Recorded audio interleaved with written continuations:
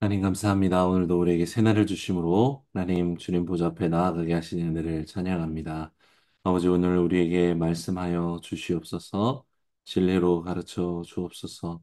예수님의 이름으로 기도합니다. 오늘 하나님의 말씀은 민수기 11장 10절에서 23절까지의 말씀입니다. 함께 계신 곳에서 하나님의 말씀을 읽겠습니다. 집집마다 각자의 장막 입구에서 울고 있는 것을 모세가 들었습니다. 여호와께서 몹시 진노하셨고 모세도 언짢았습니다. 모세가 여호와께 말했습니다. 왜 주께서는 주의 종을 괴롭히십니까? 왜 제가 주의 은총을 받지 못하며 주께서는 이 모든 백성의 짐을 다 저에게 지우십니까? 이 모든 백성들을 제가 낳았습니까? 제가 저들을 낳았습니까? 왜 마치 제가 아들을 낳은 것처럼 주께서는 유모가 아기를 품듯이 저들을 제 팔에 품고 주께서 그들의 조상에게 맹세하신 땅으로 데려가라고 하십니까? 제가 고기를 어디서 구해 이 백성에게 주겠습니까? 저들이 저를 보고 우리에게 고기를 주어 먹게 하라 하고 울어댑니다. 저 혼자만으로는 이 모든 백성을 감당할 수가 없습니다. 그들이 제게는 복잡니다. 주께서 제게 이렇게 하시겠다면 제발 저를 불쌍히 여기셔서 지금 당장 저를 죽이시고 이 곤란한 일을 보지 않도록 해 주십시오. 여호와께서 모세에게 말씀하셨습니다. 너는 백성의 나이 든 사람들 가운데서 내가 장로 혹은 관료로 알고 있는 사람들 70명을 내게로 데려와라. 그들을 회막으로 데려와서 거기서 너와 함께 서도록 하여라. 내가 내려가 거기서 너와 이야기하고 내게 내려준 영을 그들에게도 나눠줄 것이다. 그러면 그들이 이 백성의 짐을 너와 함께 나눠지고 너만 혼자 지지 않게 될 것이다. 백성들에게는 이렇게 말하여라. 내일을 위해 몸을 거룩하게 하라. 너희가 여호와의 귀에 대고 울면서 누가 우리에게 고기를 먹게 해줄 수 있을까? 이집트에서 살던 것이 훨씬 나았구나라고 했으므로 내일은 너희가 고기를 먹게 될 것이다. 여호와께서 너에게 고기를 줄 것이니 너희가 먹게 될 것이다. 1일, 2일, 5일, 10일, 20일만 먹을 것이 아니라 고기 냄새가 너희 코에 넘쳐서 역겨워질 때까지 한 달 동안 먹을 것이다. 이는 너희가 너희 가운데 있는 여호와를 교보하고 그 앞에서 울면서 왜 우리가 이집트에서 나왔을까라고 했기 때문이다. 그러자 모세가 말했습니다. 여기 나와 함께 있는 사람들 가운데 걷는 사람들만 60만 명인데 주께서는 내가 그들에게 고기를 주리니 그들이 한 달 내내 먹을 것이다라고 하시는군요. 양떼나 소떼를 잡거나 바다의 모든 고기들을 다 모은다 한들 그들에게 충분하겠습니까? 여호와께서 모세에게 말씀하셨습니다. 여호와의 손이 그렇게 짧으냐? 내가 말한 대로 되는지 안 되는지 내가 보게 될 것이다. 아멘. 민수기는 크게 그 줄거리로 보면 두 부분으로 나눠집니다. 그 두 번의 그 나눠짐은 인구 조사를 통해 나눠지는데 그게 1장과 26장에 나오는 두 번의 인구 조사입니다. 그런데 인구 조사의 대상이 다르죠. 첫 번째 이 1장부터 이어지는 인구 조사는 이 출애굽 당사자였던 출애굽 1세대였고 26장의 인구 조사 대상은 그들의 자녀 세대인 출애굽 2세대입니다.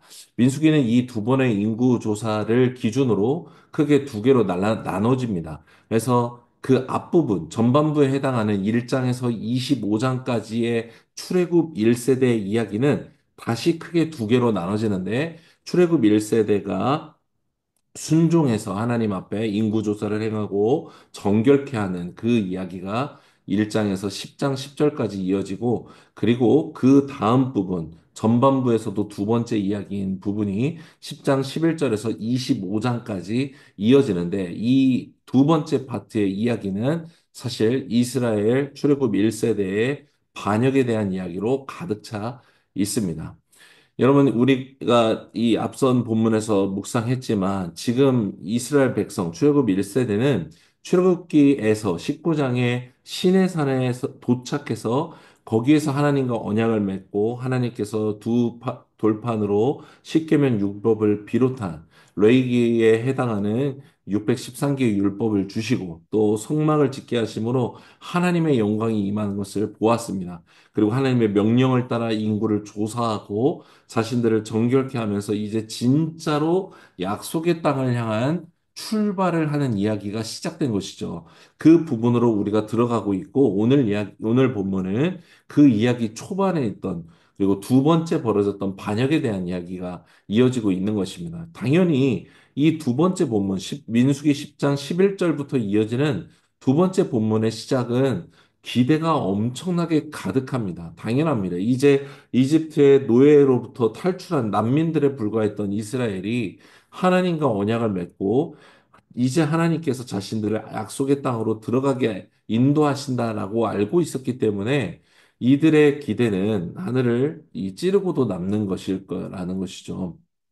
그렇게 이스라엘이 출발했습니다. 그러나 이 민수기 두 번째 부분에서 이어지는 이 이야기들은 아까도 말씀드린 것처럼 이스라엘의 반역에 대한 것으로 가득합니다. 기대를 품고 떠난 이 길, 광야에서 이스라엘은 불평과 원망을 똑같이 일삼고 더욱 심하게 하나님에 대한 불신을 드러내는 이야기들이 가득 차 있습니다. 그리고 그 반역의 대가로 출애굽 1세대는 광야 40년 방랑이라는 징계를 받게 되는 것이죠. 이들의 기대와 반역, 이 두 가지는 함께 존립할 수 없는 것 같지만 오늘 우리의 삶에서도 똑같이 일어납니다. 하나님에 대한 기대, 소망이 있으면서도 믿음이 있으면서도 동시에 하나님 앞에 불평하고 원망하고 차라리 내가 나를 죽여달라고 나를 그렇게 말하는 이런 반역.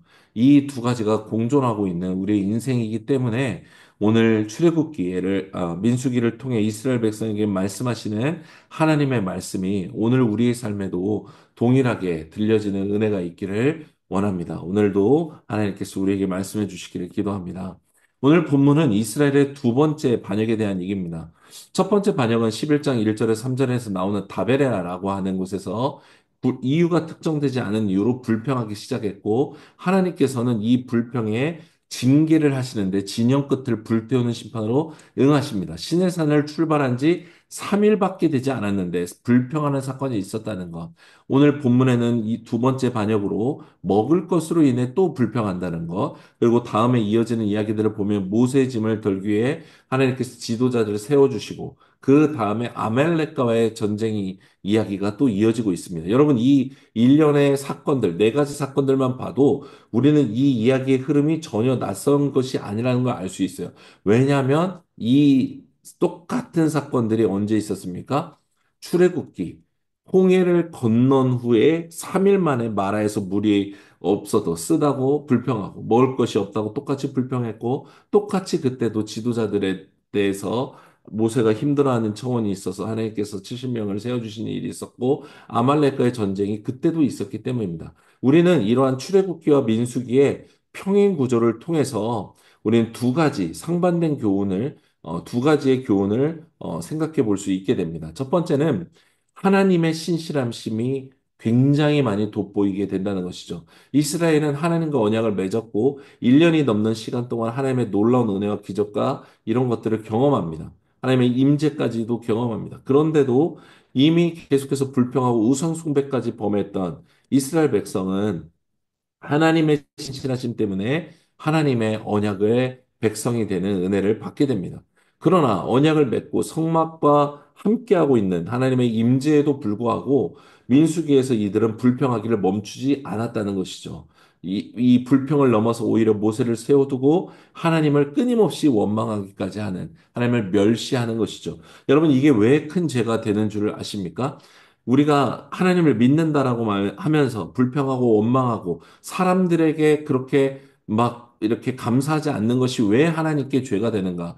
여러분, 이 이스라엘 백성이 이집트에서 노예로 일할 때 채찍을 든 관리자들 앞에서 그들이 불평할 수 있었을까요?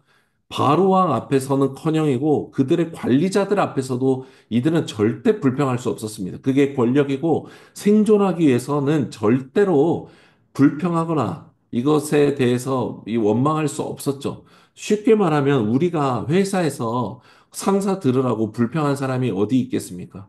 커피를 마시면서 혹시라도 다른 이 회사에 대해서 험담하다가도 입을 닫게 되는 것이 그냥 그들의 우리의 삶에 그냥 어떤 권력에 의한 당연한 일들이죠. 상상도 못 합니다. 그때 이스라엘은 울 수밖에 없었어요. 신음할 수밖에 없었습니다. 그런 그들의 소리를 들으시고 하나님이 이스라엘을 구원해 내신 것이죠. 그런데 홍해를 건너면서부터 시작된 이스라엘의 반응은 무엇입니까? 불평입니다. 원망입니다. 이럴 줄 알았으면 차라리 노예로 살던 때가 낫다라고까지 말합니다. 그러면 이것이 얼마나 하나님을 무시하고 멸시하는 일이신지를 우리가 생각해 봐야 된다는 것이죠.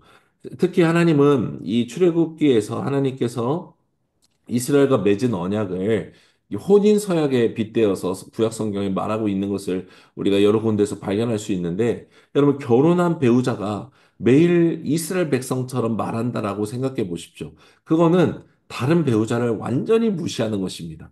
비교하는 것이고 사람을 미치게 만드는 것입니다. 사실은 너랑 사는 게 싫으니까 헤어지자라고 말하는 것과 다름없어요. 그런데 사실 그 의도를 가지고 불평하는 것이 아니죠. 그런데 이런 이야기를 이스라엘 백성들이 일삼고 있는 것입니다. 하나님은 이스라엘의 변하지 않는 불평의 소리를 민수기에서도 듣고 계시는 것입니다. 그걸 다 알고 계시죠. 그러나 그럼에도 불구하고 하나님은 하나님의 일을 행하십니다. 하나님께서 끊임없이 신실하심으로 이스라엘 백성에게 당신의 신실하심을 보여주십니다. 여러분 이것은 이스라엘이 그럴 만한 사람들이어서가 아닙니다. 선택받아서 특별해서 그런 게 아닙니다. 그것은 하나님의 일이 더 중요하기 때문에 하나님의 신실하심이 임하는 것입니다. 하나님의 일은 무엇입니까? 출애굽기 19장 5장 6절에 나오는 이스라엘을 하나님의 나라 제사장으로 선택하셔서 삼으셔서 열방을 구원하시고자 하는 하나님의 구원의 계획을 주님이 포기하지 않고 계시는 것입니다. 그래서 이스라엘과의 이 언약을 혼인 서약으로 규정하시고 그들을 향해서 신실한 남편으로 이 혼인 관계를 파탄내지 않고 끝까지 그들을 붙들고 가져가시고 있는 하나님이 돋보이고 있는 것이죠. 이스라엘의 끊임없는 불평과 비판과 원망과 이러한 것은 오히려 이러한 하나님의 신실하심을 우리에게 도드라져 보이게 하는 것입니다. 우리도 마찬가지입니다. 우리의 약함은 이스라엘과 다르지 않습니다. 그러나 우리가 약하면 약할수록 사도 바울이 말한 것처럼 우리의 죄로 인해 드러나는 것은 하나님의 신실하심이고 그분의 은혜입니다. 그분의 길이 참으심과 한없는 사랑인 것이죠. 민수기는 바로 이러한 이스라엘의 반역과 대비되는 하나님의 신실하심을 동시에 우리에게 강력하게 증거하고 있습니다. 두 번째 민수기의 교훈은 시내산에서 하나님과 언약을 맺은 이스라엘이 이제 시내산을 출발한 이후에 반역할 때마다 하나님께서 징계하기 시작하신다는 것입니다. 출애굽기에서 이 출애굽하고 나서 시내산까지 도착할 때 이스라엘이 똑같이 불평하고 원망하고 이런 범죄를 일삼을 때 하나님은 이스라엘을 징계하지 않으셨습니다. 용서해 주셨고 불평의 원인들을 오히려 그냥 해결해 주십니다. 그러나 이제 민수기에선 다릅니다. 이제 이스라엘은 그냥 난민들이나 먹을 게 없어서 광야에서 무섭고 두려워서 이 성을 잃어버린 그런 자들이 아니기 때문입니다. 이들은 전능하신 여호와 하나님과 함께하고 있는 하나님의 언약 백성, 하나님이 책임지시는 백성이기 때문에 하나님께서 이들을 이제 은혜뿐만 아니라 사랑으로 징계하시는 것입니다. 그래서 이들의 불평의 말은 하나님에 대한 불신과 반역이 되는 것입니다. 자기들의 말로 자기들의 믿음을 드러내고 있고 동시에 사람들 열방으로 하여금 자기들이 하나님을 얼마나 무시할 수 있는지를 증거하고 있는 것이기에 하나님은 사랑으로 언약을 맺은 이들을 징계하기 시작하십니다. 하나님은 우리의 소리를 들으십니다. 분명히 들으십니다. 오늘 10절을 보십시오. 이스라엘 백성들이 매일 내리는 만나를 감사하는 것이 아니라 불평하기 시작하고 심지어 울면서 신세를 한탄하는 곳으로 이어지니까 그 울음소리를 듣고 여호와께서 몹시 진노하셨고 모세도 언짢았다라고 말씀합니다. 이스라엘은 감히 하나님께 곧바로 불평하지 않았습니다. 불평하는 사람도 있었겠지만 대부분 자기들끼리 말하고 그러면서 그 말의 불평 소리가 커지고 커지고 그 말은 리더들과 더 나아가 모세에게 향하는 것이죠.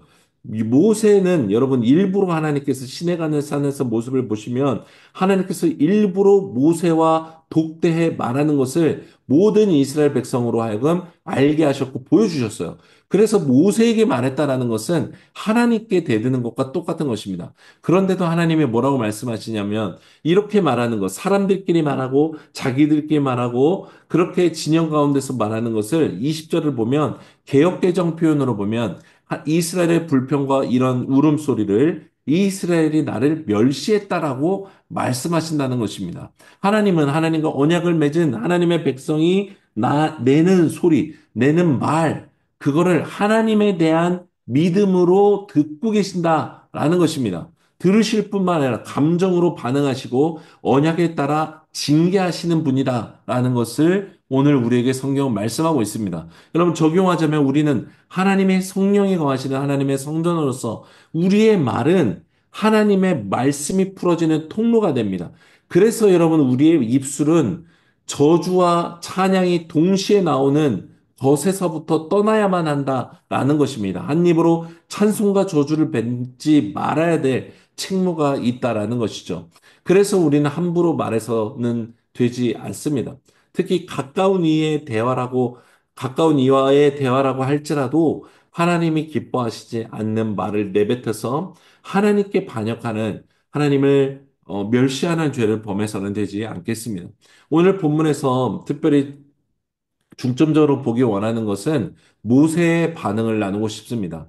이스라엘의 이 반복되는 지긋지긋한 불평과 함께 조명되고 있는 것이 있는데 그게 모세의 반응입니다. 물론 오늘 모세가 하나님께 탄원하는 11절에서 15절 내용을 보면 굉장히 자기의 한계를 고백하면서 차라리 자기를 일찍 죽여달라고까지 말하는 솔직하고 정직한 기도로 이 기도를 볼 수도 있습니다. 그런데 이 모세의 기도는 이전에 이 이스라엘을 위해서 자기 이름을 생명책에서 지워달라고까지 말하면서 기도했던, 그렇게 자기의 목숨을 걸었던 것과는 질적으로 굉장히 달라진 고백입니다. 성경은 이스라엘의 반역의 모습과 함께 이러한 모세의 모습도 변화된 모세의 모습들도 기록하고 있습니다. 11장 첫 번째 반역은 이스라엘 사람들이 섞여 살던 잡족들, 원어로는 불량한 자들로 인해서 이스라엘 진영의 불평과 원망의 말이 퍼져나가고 울음소리들이 퍼져나기 시작합니다. 물이 없어서 불평했고 먹을 것이 없어서 불평하더니 이제 고기가 없다고 울기까지 합니다. 이 물에 빠진 사람을 구해놨더니 내 보집 내놓으라고 오히려 따지는 모양새라고 하는 그런 속담이 생각나는 것입니다. 그런데 이런 이스라엘의 소리에 반응하는 모세의 모습이 시내산 출발과는 이전과는 달라진 것을 우리가 느낀다는 거죠. 10절 마지막에 이런 울음소리에 모세가 언짢았다라고 기록합니다. 마치 자기가 하나님인 것처럼 반응하게 됩니다. 당연히 그렇게 느껴도 될 만한 리더의 자리에 있기도 합니다. 근데 그러고선 이어지는 11절에서 15절의 기도가 굉장히 불안한 기도들이 이어지고 있습니다. 여러분, 이 기도에서 가장 도드라지는 표현이 있다면 그게 바로 나입니다. 나.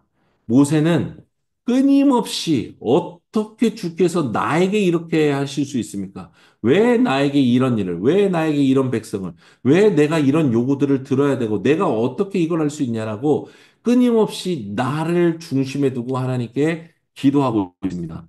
여러분, 모세는 원래 이렇게 기도하지 않았던 사람입니다. 말이 탄원의 고백이지 하나님을 원망하고 있는 고백을 내뱉고 있는 것이죠. 똑같이 모세도 하나님께 불평하고 있는 것입니다. 이런 한심한 인간들을 왜 나한테 맡겼습니까? 난 아빠도 아닌데 내가 유모가 되어서 저들을 품어야만 합니까? 이 모세가 불평하고 하나님을 원망하고 있다라는 것이죠. 물론 우리는 당연히 모세를 이해하지 못할 게 아닙니다. 끊임없이 투덜대는 이스라엘 백성을 대하면서 모세가 많이 지친 것 같습니다. 문제는 그러면서 자기 의가 머리를 들기 시작하고 있는 것 같다라는 것이죠. 이 모세의 기도는 솔직하고 정직한 기도인과 동시에 그럼에도 모세의 기도의 속에서 이 말 속에서 모세라는 인간이 가진 한계, 때로는 사역의 부담으로 인해 자기가 죽기까지 원하는 모습. 그러면 이것은 사실 많은 사역자들이 겪는 똑같은 모습이기도 하기에 많이 공감이 됩니다. 그러나 그럼에도 이번에 이 말씀을 묵상하면서 이 모세의 변화들, 모세의 언어가 앞으로 일어날 자기에 대한 비극에 대한 단초로서 성경이 이미 말씀하고 있었다라는 것을 보게 됩니다.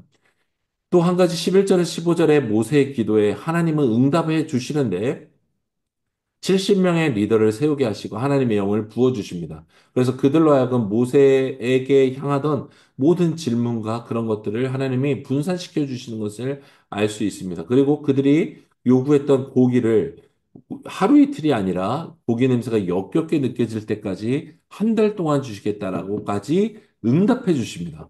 그런데 이 하나님의 응답에 불신으로 반응하는 게 누구입니까? 다름 아닌 모세입니다. 70명 리더들 세운 것에 대해서는 감사도 안 합니다. 심지어 고기를 주시겠다라고 하는데 오히려 22절에 보면 이 21절, 22절에 오히려 자기가 불신으로 반응하는 거죠. 여기 나와 함께 있는 사람들이 장정만 60만 명이 넘는데 주님이 어떻게 고기를 줄 수 있겠습니까? 양떼나 소떼를 잡거나 바다의 모든 고기를 다 모아서 준다고 해도 부족하지 않냐? 라고까지 하나님께 불신을 드러냅니다.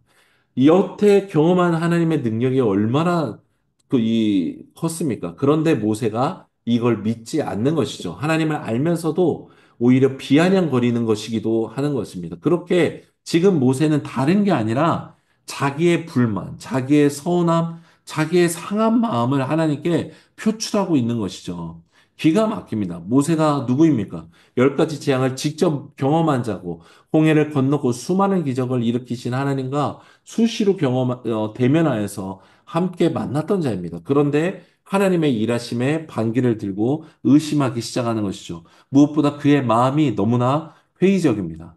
이스라엘의 불평이 늘어나는 것과 함께 모세의 마음도 굉장히 부정적으로 바뀌어져 있다라는 것을 알 수 있습니다. 이에 하나님께서 23절에 여호와의 손이 그렇게 짧으냐? 내가 말한 대로 되는지 안 되는지 내가 보게 될 것이다. 라고 말씀합니다. 말씀을 묵상하면서 이 모세의 모습을 그전에는 잘 보지 못하다가 이스라엘의 반복되는 불평을 주목하면서 이 모세의 모습이 보이기 시작했습니다. 여러분, 이런 모세의 달라진 모습은 그냥 스쳐 지나갈 것이 아닙니다.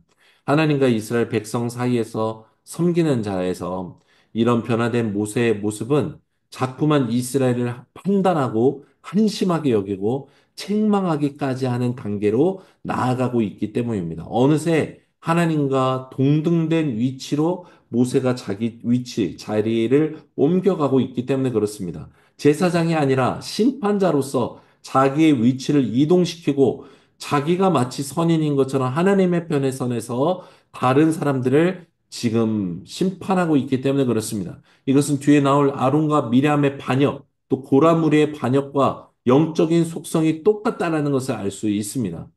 결국 모세는 민수기 20장에서 하나님의 명령에 반역하면서 자기가 물을 이스라엘에게 주는 것 같이 바위를 두 번 두드리는 이 사건이 이를 일으키게 되고 그것 때문에 모세가 약속의 땅에 들어가지 못하게 되는 하나님의 공의의 징계를 받게 되죠. 비극입니다. 모세의 인생에 있어서 말년에 겪는 가장 큰 비극이라고 볼 수 있습니다.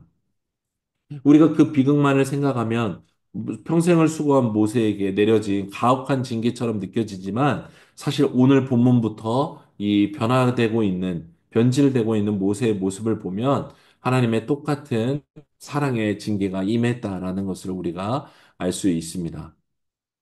오히려 이 모세는 하나님의 특별한 사랑, 수시로 하나님의 임재 안에 들어가서 하나님을 대면할 수 있었고, 대화할 수 있었고, 하나님의 뜻을 전하고, 그렇게 이렇게 일했던 모세의 변질은, 이 교만은 결코 용납될 수 없는 사실 가장 큰 범죄였다라는 것이죠. 그렇다고 우리가 생각해 봐야 될 지점은 과연 이게 모세만의 잘못일까? 모세만의 실패일까라는 것입니다. 모세의 편을 들자면 이스라엘의 반복적인 불평과 원망이 모세를 넘어뜨린 것이다 라고도 사실은 말할 수 있는 지점이 있습니다. 그렇습니다. 사람의 말은 이토록 영향력이 있습니다. 무섭습니다. 그냥 떠들어대는 말인데 누군가에게 행동하게 만듭니다. 그냥 떠들어낸 말인데 누군가를 짓누르게 하고 절망하게 만들기도 합니다. 생명의 말, 다른 사람을 위로하고 살리는 말과 똑같이 아니면 더 강하게 불평하고 원망하고 남을 탓하는 말은 능력과 권세를 가지고 있다라는 것입니다. 집에서도 마찬가지입니다. 배우자의 불평과 원망은 다른 배우자를 미치게 만듭니다. 삐뚤어지게 하고 우발적이고 극단적인 행동을 하게 만듭니다. 결국은 무엇입니까? 둘 다 망하게 만든다라는 것입니다. 한 사람의 말로. 그 시작은 정말 작은 일에 대한 말에서부터 시작되는 것입니다. 여러분, 광야의 이스라엘이 어찌 고기를 기대하겠습니까? 그런데도 그 소수의 사람들, 이 이스라엘 무리에 섞여 있던 잡족들로부터 시작된 말에서부터 이게 시작된다라는 것입니다. 그 부부도 하나님과 이스라엘도 또 한 몸으로 시작된 관계가 똑같습니다. 이것 성경에서 말하는 한 몸 된 관계는 딱 세 개밖에 없습니다. 부부 관계, 교회로서의 한 몸 된 관계, 그리고 하나님과의 우리의 관계입니다. 이 모두 다 성경이 말하는 한 몸으로서 지정한 관계입니다. 우리의 말은 이 관계에 엄청나게 영향을 미친다라는 것입니다. 그래서 나 하나의 말이 가지고 있는 책임이 얼마나 큰지 우리가 바로 알아야 되겠습니다. 사랑하는 여러분, 믿음의 말, 소망의 말, 또 살리는 말, 응원하고 찬양해주고 힘을 실어주는 말을 하는 우리가 되기 원합니다. 다른 사람을 평가하고 판단하고 짐작해서 부정적으로 말하는 말을 버리십시오. 이러한 말을 하는 그대로 하나님의 징계가 따르게 될 것입니다. 이것이 성경의 약속입니다. 그래야 내가 삽니다. 부정의 말, 판단하는 말, 정죄의 말을 버려야 우리가 살 수 있는 것입니다. 가장 가까운 내 배우자, 가족들에게 살리는 말을 하십시오. 한 형제가 되었고 자매가 된 교회에게 이 생명력 있는 말을 할 때 이 교회의 말을 통하여서 이 열방의 생명력이 흘러가는 능력이 될 줄 믿습니다. 또 세워진 리더들을 응원해 주십시오. 현저한 죄악이 있고 악함이 있는 리더들은 당연히 논외에 두고 세워진 리더들을 위해 기도해 주시고 격려해 주시고 말로써 그를 세워 주십시오. 목회자들, 순장 순모들, 다락방장들, 팀장들, 교사, 지휘자, 반주자, 봉사자, 여러분 새가족, 성도, 가나안 성도, 오래 교회 다녀도 믿음이 없는 성도, 마음이 식어진 성도, 구원이 필요한 성도, 환난을 당한 성도, 몸이 아픈 성도, 여러분 교회 안에 격려가 필요하지 않은 사람은 한 명도 없습니다. 우리 모두 다 격려가 필요하고 응원이 필요합니다. 하나님이 말씀해 주시기 원하는 하나님의 응원과 격려를 말해줄 사람이 필요하다는 것입니다. 여러분, 예수님은 사마리아 땅 수가성을 지나치면서 요한복음 4장에 보면 그 성 사람들이 우리와 함께 거해 주십시오라고 요청할 때 이틀을 더 거기에 머무세요. 그렇게 그들을 위로해 주시고 함께 그 땅에 잠자는 것만으로도 유대인 공동체 모든 곳 가운데 파다한 소문이 퍼졌을 것을 아심에도 그들을 위로해 주기를 원하셨어요. 그들의 상한 마음을 위로해 주시기를 원했어요. 이 북이스라엘이 아수르에 망하면서부터 유대인 사람들에게 지옥에 쓰여질 땔감이라는 소리나 듣고 나쁜 욕을 들어가면서 상종도 못하게 됐을 때부터 얻었던 역사적인 아픔을 위로해 주기 원하셨던 것입니다. 세리의 이 마태의 집에서 식사하셨고 세리자 학개오의 집에 일부러 거기에 유하셨던 것처럼 오늘 우리에게도 하나님의 사랑과 위로와 격려가 필요하지 않은 사람은 단 한 사람도 없다라는 것입니다. 그래서 우리가 이 하나님의 사랑과 위로를 전해줘야 되겠습니다. 불평과 원망으로 항상 그것들만 찾아내는 사람이 아니라 감사할 것을 찾아내고 이 모든 것을 허락하고 계시고 섭리하고 계시고 다스리고 계신 하나님에 대한 경외함으로 말미암아 감사를 찾아내고 응원하고 그렇게 하나님이 한 몸으로 부르신 교회 공동체와 가정 공동체 가운데 하나님의 놀라우신 은혜와 능력이 경험되도록 말하는 우리 모두가 되기를 원합니다. 온갖 폼을 다 잡고 품격 있는 척하지만 말로는 사람을 살인하고 재단하고 평가하고 판단하고 있는 혀를 버리십시오. 야고보의 표현대로 재갈을 물려서라도 우리의 말이 아니라 섬김으로 사랑하고 또 요란하지 않지만 진심 어린 말을 건네어 하나님이 기뻐하시는 그렇게 하나님의 사람이 되어가는 우리 모두가 되기를 간절히 소망합니다.